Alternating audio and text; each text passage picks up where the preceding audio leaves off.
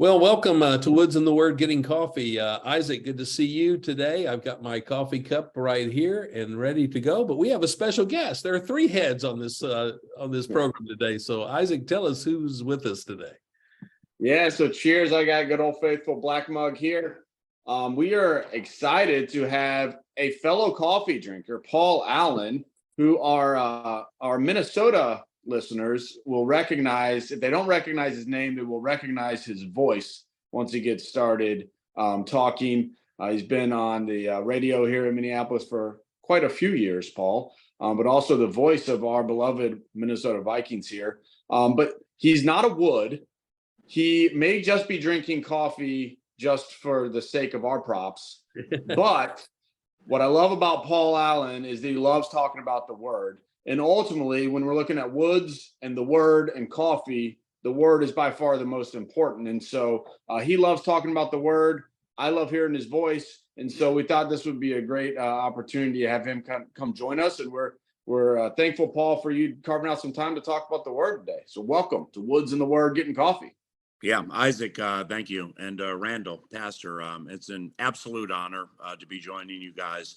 You know, I've in the four and a half years that I've been really zealously studying the Bible and have had an absolute conversion to Christ in my life. I've done a lot of faith-based podcasts, but this is the first time that I've ever had the honor or been asked to study a book in the Bible. And it's fantastic. So I want to thank you very much.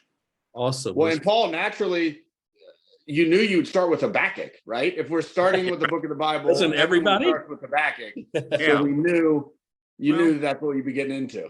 Yeah, it could have been Revelation, and then all of a sudden now we're going to have a dispensationalist / typology type argument about whether the lady carrying the baby really had wings, and was she going to a wilderness that truly is not a wilderness, it's a desert, and was the dragon a real dragon or was it the devil? So there are tougher places to start. Well, that's right. We can do that next. Right. Yeah. But with that introduction, then Habakkuk should be a walk in the park. So we are thinking about Habakkuk, and really, as I've read it, I really have thought about breaking it down as in thinking about lessons in sovereignty, because Habakkuk begins kind of sounding like he's in charge and God needs to get his act together, but he ends with a very rapid reorientation to realize, oh no, I'm not in charge, and I'll be okay with anything God does. That's the short version.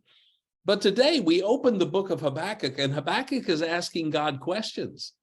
He's asking God pretty straightforward questions. And so we want to think about that. And I want to read it, and then we can just talk about the idea. Is it okay to question God? Can God handle that? And so let's begin there. And so Habakkuk, he's writing about 600 BC plus or minus, so 2,600 years ago. But maybe some of our listeners today may have had this same conversation with God as recently as yesterday. And so he begins, it says, the oracle that Habakkuk the prophet saw. O Lord, how long shall I cry for help, and you will not hear? Cry to you violence, and you will not save. Why do you make me see iniquity, and why do you idly look at wrong? Destruction and violence are before me. Strife and contention arise, so the law is paralyzed, and justice never goes forth. For the wicked surround the righteous, so justice goes forth perverted. Hey, God, why aren't you doing something? So Isaac, react to that first, and then we'll have Paul chime in. But what do you hear here? It's starting to scare me how often this comes up in our discussions. We recently had this with when we went through the book of Jonah. Jonah had a very direct conversation with God. We've seen it as we looked at Peter questioning what Jesus asked him to do. And then now this is Habakkuk. And you're right, like these words, I've said these words before. Right. God, why are you letting this happen? God, where are you? This season, I don't see you. Will you do something? Why are you letting this happen? And Habakkuk's talking about this as we go through this discussion. I think there's two fronts. One, kind of like socially from a macro sense, right? As a nation of Israel or Judah. And we look at that as kind of what goes on in society around us, or the church as a whole. But then, I love taking it to the individual level as well. And so Habakkuk is kind of having this conversation with God on Israel's behalf, on the Israelites' behalf. But so often this is a conversation that we have personally, right? Of God, where are you? And I know I've asked these questions. I hear a lot of people asking these questions of what kind of God would allow this? Why this? Why that? Where are you, God? And so I think very applicable to today. Yeah, absolutely. Paul, what do you hear in these questions that Habakkuk is asking God? Yeah, you both of you guys, at least in my estimation, nailed it beautifully. There are two significant questions that are asked that are applicable to 2023. Is God, where are you? And God, what are you doing? And Isaac referenced Jonah, which I love that, because Jonah, I mean, as many know, runs from God because the Ninevites, the Assyrians, are going to get favor. And he didn't understand because free will had overcome him. And well, then you get to Job, where everything's happening with Job, and he's wondering, like, holy cow, where are all my camels? And my family's gone. The same spirit keeps coming back, and so there's a good common thread there. But from the Jonah standpoint, with Assyria and the Assyrians and the idolizing of Baal, basically in the rearview mirror. Well, here comes Babylon, and here comes Babylon, and as we get through it, you're going to learn that God is using an adversary to discipline what He loves most, the Holy Land. And the prophet Habakkuk sees that, does not understand it, and he also doesn't understand that we are on God's schedule, not his. So it's beautiful. It's there are common refrains like this all throughout the Bible. You mentioned Peter. How about doubting Thomas? I mean, he's doubting Thomas is like he's seen everything. I mean, he's as zealous a disciple as you can be, but he's like, until I can touch it, till I can feel it, it didn't happen. I always feel bad for Thomas. Older edition.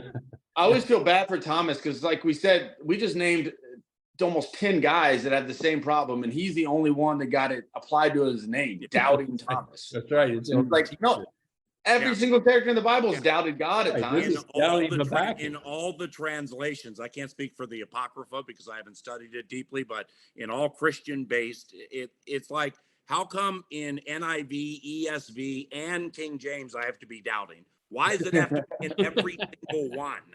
Right. Yeah, he's the only Thomas. Yeah. Like just use my name. They know me. Thomas, so you'll know who I am. Yeah. But I think it's the important takeaway too is that God responds. We'll get to God's response to Habakkuk. Our questions, these are real questions. And as I mentioned, we've all had these questions. Right. God's okay if we ask the question. It doesn't throw him off. The question to God doesn't throw him off. And that's what we talked about with Jonah. That when Jonah asked God, God did not reprimand Jonah for asking that question. God revealed himself to Jonah. And we're going to see that. You're going to get to know God better through the answer than you would have if you'd never asked the question. Yes, sir. And the key is who is Habakkuk asking these questions to? Right. And he's going to God. He's addressing God. And where we get in trouble is when we don't go to God with the questions. We go to our friends, or we go to the internet today, and we throw out these questions of God, and we're not going them to God, because God will answer us, and he'll tell us the answer and reveal himself when we seek him. And man's opinion of that really doesn't count. Correct. And so until you ask the right person, you're not going to get the right answer. Yes. Now, and so it's a serious charge that he brings to God. God, why aren't you doing anything? Because this is wicked. this is horrible. I can't, you're making me look at this violence and everything that's happening in the world. I'm sick of it, God. Why don't you do something? Now, maybe when we get to the point of actually asking God those questions, it's a time where he can answer in such a way that we will hear. Because until it bothers us to this point, we're not ready for the answer anyway. You know, Randall, Pastor, and just in closing here before you continue, because this is so stimulating and compelling. It's the prophet Habakkuk is asking of this and complaining with those two questions, where are you and what's happening, through prayer. And, you know, prayer is such a potent, powerful, common thread to not trick yourself, not be like they say in the book of Matthew on the corner outside of the synagogue. Hey, look at me, not like that, but to become one with the Holy Spirit through vulnerability and through honesty. Say it again. Honesty. Right. Yeah. Eventually we're going to get there. But in essence, you know, I'm at the doctor's tomorrow. It may be very bad, or I just got this bonus at work for $80,000. That's very good. It's God is the same during the entire journey. Yes. And we are to be the same. But that also doesn't mean it's sinful to be anxious or scared or depressed. It's not. That's human nature. Right. But just do your very best to avoid being a prisoner of anxiety or being depressed. And I think that's kind of an undertone here, Pastor. That's very good. And let that turn you toward God. Yeah. Not, as Isaac was saying, don't go off looking to the world for answers to those challenges. Go to God. He's ready for your hard questions, and he has the answer. So let's find out the answer to this first question, because Habakkuk, he's not going to ask it. He's not going to like it. Isaac said something powerful along the lines of, "Oh, nice God, you know, look what he's doing here. Nice God, he just wiped out this, wiped out that." I'm sure you as a pastor and Isaac too, you guys have faced this markedly more than me, but it's so unfair to hand pick from the Bible and say, "Oh, nice God." Because if you understand the context from Exodus and the 40 years of the journey of the Israelites from Egypt, and if you understand the context of what he is building, which, by the way, is impossible to understand because he's God, then you would better understand why he's using an enemy to discipline what he loves most. Right. Yes. Right. And so here comes the answer. The first thing God says is, look among the nations and see, wonder and be astounded. For I'm doing a work in your days that you would not believe if I told you. Habakkuk, there's a reason I haven't told you what I'm doing, is you would not believe. You're not going to believe it now. And he's stunned by it. For behold, I'm raising up the Chaldeans, the Babylonians, that bitter and hasty nation, who march through the breadth of the earth to seize dwellings not their own. They are dreaded and fearsome. Their justice and dignity go forth from themselves. Their horses are swifter than leopards, more fierce than the evening wolves. Their horsemen press proudly on. Their horsemen come from afar. They fly like an eagle, swift to devour. They all come from violence, all their faces forward. They gather captive like sand.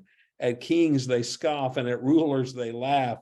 They laugh at every fortress, for they pile up earth and take it.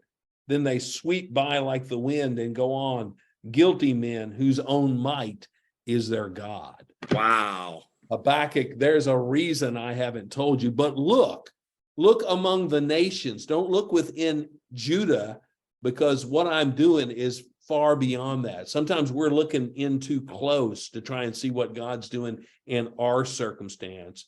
But he says, look out among the nations. That's where you're going to see what I'm doing, because I'm raising up the Babylonians. Those are the worst words Wow. Habakkuk could hurt. That would be like, hey, Paul, I'm going to use the Packers. Okay. Well, no, that's a low blow because Right. being an announcer for the Vikings for 2 decades, it's Exactly. kind of like being the gridiron gospel version of Job. But where it's going to compromise you, Pastor, is there may or may not have been 2 Vikings Carolina Panthers seats from me to you, and a couple of sideline passes. You may have to miss a preach or maybe not. But now I got to reconsider. Well, just so you know, my wife, when she was growing up, her hero was Fran Tarkington. Yeah. She loved the Vikings of days gone by.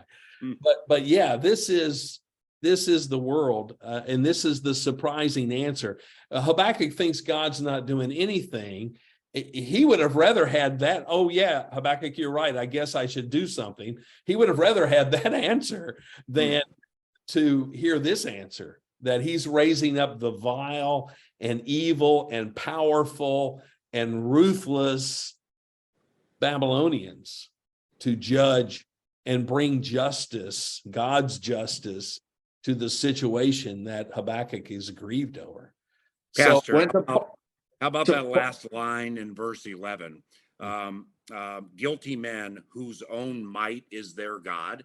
Well, that stands the test of time. I mean, if pride truly is the root of all evil, which it is, right. And if free will, generally speaking, or always is evil, if however you want to look at that, certainly compared to God's will. I mean, whose own might is their God. Yeah, that's so prevalent in 2023. It's ridiculous. Yeah. These verses could have been written yesterday. Well, and this statement, this is a statement from God. Yeah. This is righteous, holy, the God of the universe. universe, Yeah, who is holy and that we worship, right? And I love that he says, I'm using the Chaldeans, but then he doesn't give them a stamp of his approval. No. That's not. There's a difference between I'm using them and I approve of them, and then I'm getting behind them. He then spends 8 verses tearing them up and saying, listen, they're awful and they don't know anything about me, but he's still using them. And it just reminds us that, and it's, Dad, to your first point there where he says, no, look bigger than you, right? Look bigger than you, look bigger than your country, which we all struggle with. We struggle getting outside of our own little room, but then we definitely struggle of thinking in God's terms beyond America. But to think of the whole world, and that God is working all of that together, and that God uses things that he does not approve of. And I'm reminded of, I work all things together for good. That all is all encompassing. And so the fact that he's using these Chaldeans is not that he approves of them and that they're not getting their own separate punishment for their own separate deeds. Right. They're paid. But as far as it pertains to Habakkuk and the conversation that Habakkuk is having with God, I have highlighted in my Bible, for I'm doing a work in your days that you would not believe if told. I'm not, it's not something I'm going to start because you gave me a good idea here. I should do something. It's already been at work. I've been doing that. I'm going to show you a little glimpse, but to Paul's earlier point, that if we could understand what God does, but we can't, we're not ever going to. And so even as he starts to give a little explanation of a little bit of it to Habakkuk still can't handle that. He doesn't just go oh, I see what you're doing, God. Oh, yeah. Why didn't I think of that? Yeah. And the rare times God's will with purpose actually meshes with our hearts, and we know what the purpose is. I mean, it's unbelievable, where you can actually connect the dot and be like, wow, I get this. Well, and how many times have you thought you did, right? God begins to do something. You're like, oh, okay, that means it's going to be only to see. No, that was so small. You thought he was doing this. No, he's doing this. Yeah. He's doing the whole. Because and Dad, you know what that reminds me of, right? And Paul, you'll pick this up as we spend more time together. Ephesians 3. Yes. where God promises to us that he does things above and beyond anything we can ask, think, or imagine. And that's what he's saying here too. I love when New Testament talks to Old Testament and vice versa. It's the same thought. And he's saying here, Habakkuk, I'm doing above and beyond you can ask, think, or imagine.